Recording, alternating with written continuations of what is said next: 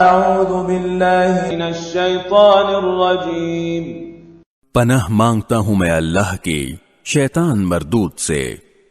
كمثل الذين من قبلهم قريبا ذاقوا وبال امرهم ولهم عذاب الیم.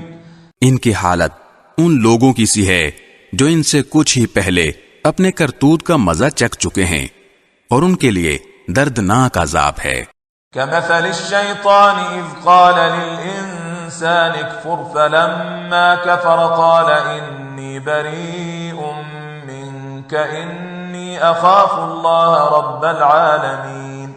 ان کی مثال شیطان کی سی ہے کہ وہ انسان سے کہتا ہے کہ کافر ہو جا، پھر جب وہ کافر ہو جاتا ہے تو کہتا ہے کہ میں تجھ سے بری ہوں، میں اللہ سے ڈرتا ہوں جو سارے جہانوں کا پروردگار ہے.